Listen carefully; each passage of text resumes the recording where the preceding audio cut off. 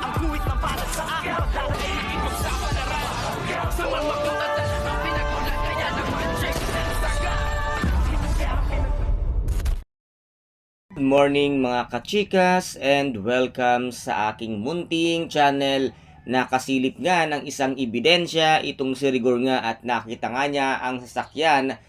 na ito nga ay nakapangalan kay Divina kung kaya't agad-agad nga siyang pumunta dito nga kay Colonel Suarez at ipinaalam niya ang kanyang natuklasan ngunit ito ngang si Colonel Suarez ay nagalit lamang dahil nga sa itong si Divina ay ito ang kanilang pinoprotektahan kung kaya't dito nga ay nagalit na lamang siya at dito ngayon ay gagawa nga ng paraan itong si Rigor upang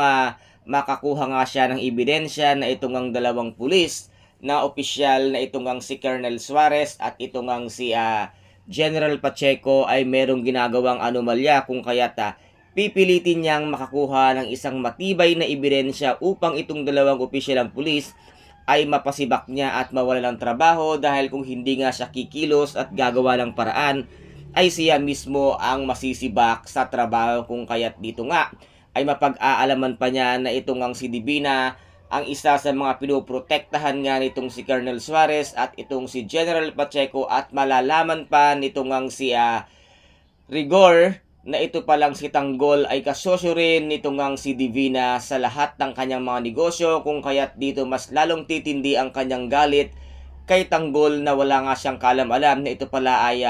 isa na sa mga merong mga illegal na negosyo katulad nga ng pasugalan at hindi nga malalaman ni Rigor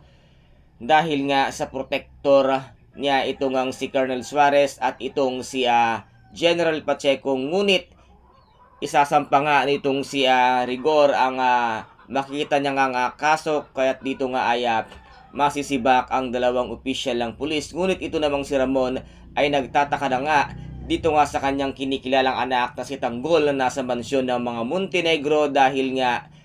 simula't simula pa lamang ay wala na siyang katiwa-tiwala kay David dahil si Olga nga ang siyang nagpakilala sa kanya lalo pa ngayon at si Olga ay nagtraidor sa kanilang pamilya at pinagtangkaan niyang patayin itong ang si Don Julio at ito na ring si Ramon kung kaya't ngayon kahit ano nga ang sabihin nitong ang si David or Tanggol na huwad ay hindi na nga ito kumikibo dahil malalim ang kanyang iniisip dahil nga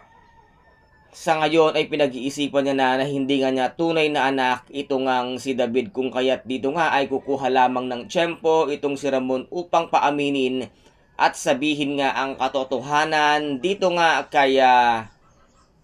David at paaminin ito kung sino siya at kung totoo nga bang siya ang kanyang anak. Kaya guys, ito po ang ating pakaabangan dito sa FVJ ang Batang Quiapo. Kung nagustuhan po ninyo ang aking videos for today, paki-subscribe na lamang po ng aking channel, paki-like and share para maging update kayo sa lahat ng gagawin kong videos. Maraming salamat po. Ingat, God bless and bye-bye!